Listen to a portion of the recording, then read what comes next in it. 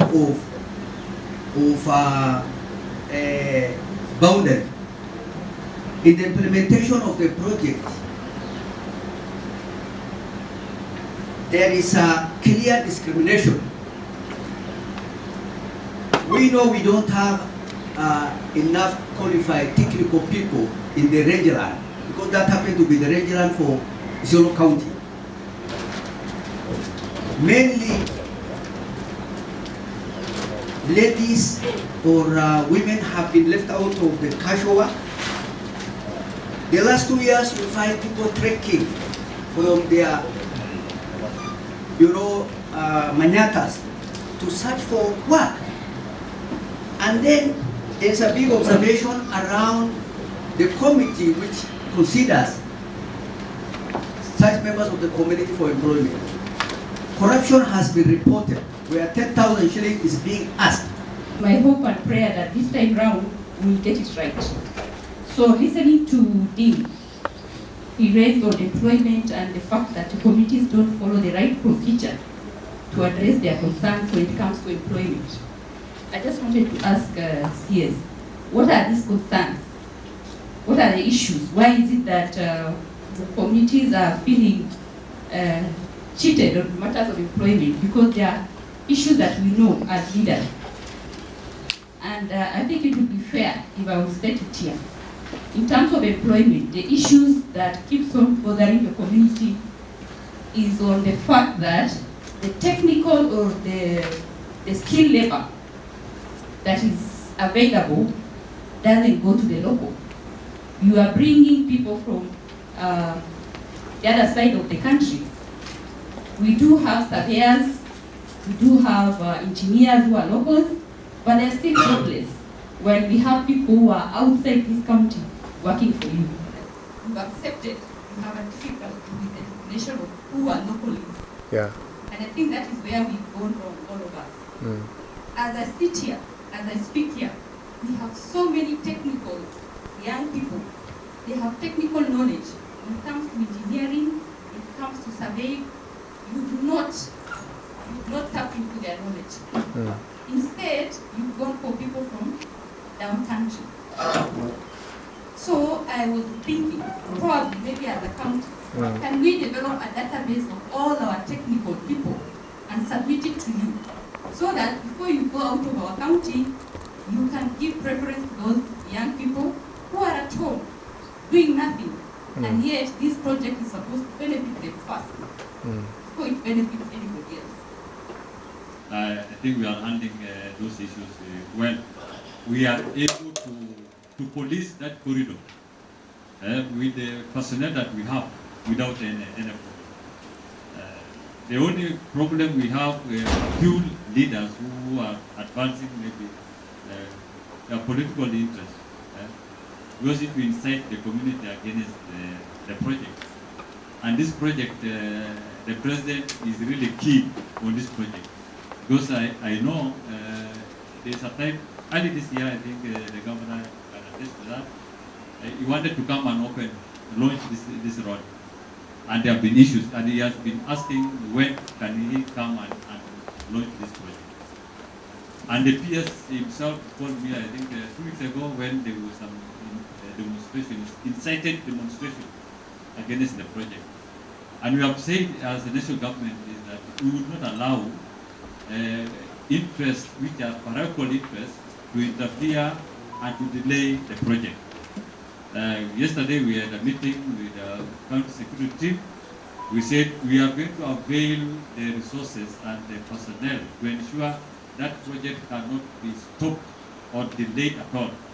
If there are issues to be addressed, the land commission issues, they can be addressed, but it cannot be slowed down by issues. Some of these issues will probably be beyond this meeting. It might require intervention from the head of state. I agree, but I think the communities have got legitimate concerns that cannot be wished away, and as their leaders, we really want to state it here in black and white, so that it is understood at this level, even as we go forward to pursue the matter with the head of state. On compensation, Commissioner, Compensation has got its rightful procedure that must be followed so that we get everything right to the level of who should be compensated and how they should be compensated and what should be compensated. But that was not done. Up to this point in time, we keep hearing that there is a Gazette notice of 1974 that indicates that there was a road reserve on this matter. But nobody has ever produced it. Nobody has ever produced it. Secondly, we moved from Gazette notice because it can't be produced. We were taken to claim of a reservation was made. This is coming from Kenya. A reservation was made. Well and good. Reservation of 12 meters. As a community, we have no problem with those 12 meters. But the issue that cannot be ignored is the fact that Kenya requires more meters, around 48 meters more, that cannot be ignored in regard to compensation to the community. And that is where due process was not undertaken. Because for such project to happen, and there is a requirement of, in this case, 48 more meters, then there needed to be a procedure to acquire land. Commissioner, that was not done. It was just brushed away. And even as we stand here, Kenya NLC is not ready to revisit that matter. Reason, we don't know. On compensation again, the comparables. Make me understand why 7 years ago, for Nuno Modogashe, a square kilometer was paid 600 Kenya shillings. And 8 years later, for Isiolo, the same square kilometer, we are paying 250 shillings. Make me understand. Even in the law of natural justice, where is justice there? And if we raise this matter, we are told the budget was never made available. We can't go back to that discussion. But these are the issues that continues to bedevil this project. It will not go on unless we address it. So let's just be very honest with each other. Get the basics right, even if it's not in this meeting, even if it requires us to go to the head of state. Governor, kindly lead us on that. Just give an explanation to the community why they are getting 250 when 8 years ago, their brothers and sisters on the other side of the road were getting 600 shillings. I mean, why they are getting 250? And why due process was not followed for their land to be acquired procedurally, for it to be titled and adjudicated for compensation. Those are the key issues. We can't ignore it. You keep saying you follow procedures to get people employed, but your procedures must give the right desirable outcome to the people of Isiolo. If it's not giving us 70-30%, then it's not the correct procedure. If it's not taking up our locals who are skilled, then it's not the right procedure. And I want to agree with Mheshimiwa Gule. He clearly said, let's have an audit of whom you've employed and from where. Section of those acts. Now they are making a lot of noise, hula-baloos around, thinking that people can forget. They are the source and cause of the problem which the people who are residing in that corridor are facing now. When the county government of Isiolo was doing adjudication in 2018, the same fellas. Same what?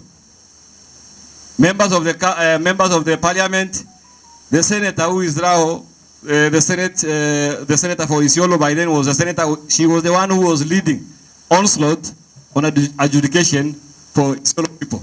As we are speaking, the people adjudicated their land in 2018. They've been compensated. Our people cannot be compensated because you don't have a legal document showing that that parcel of land belongs to you. Why did you lose from that? It is because their elected representative decided to move to court and stop that process. They lost the case. And an unfortunate thing, they've moved to Court of Appeal to stop the adjudication again. How do you expect Isiolo people to be compensated when they don't have a legal what? Document? And when we are calling them for looking for solution to the problem which they created, they are snapping what? The same forum which is supposed to look for what? Solution. And the reason why the people elected us is not to parrot, is not to make noise, is to look for tangible solutions. That's the reason why we are elected. When you parrot and make noise there, what's the difference between you and the person who elected you? If you are crying for the help, and the person who elected you wants solution from you, where is this community heading? It is very unfortunate. And because I have secured an appointment with the president in the coming weeks, because we want to invite President to Isiolo, I hope the two leaders will join us in that meeting and assist us to push the president to make sure that this compensation of land is being done. Because I know the National Land Commission and the NLC have locked up their mind, technically. And unless we use the higher power, these things cannot be unlocked. And I hope soon we will get a solution for that. I heard my good friend here, Commissioner, saying that in the next 2 weeks we'll get a draft report.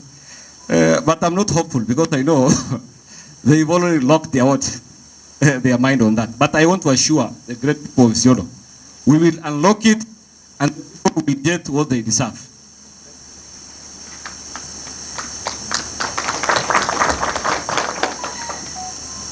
I want to speak to contractors here on challenges about the employment. You've heard what the MCA for here said, the same concern all over, from Lot 1 to Lot 2, about employment. We want all the employees who have been employed there, we want audit on it to see how many are local and how many are non-locals.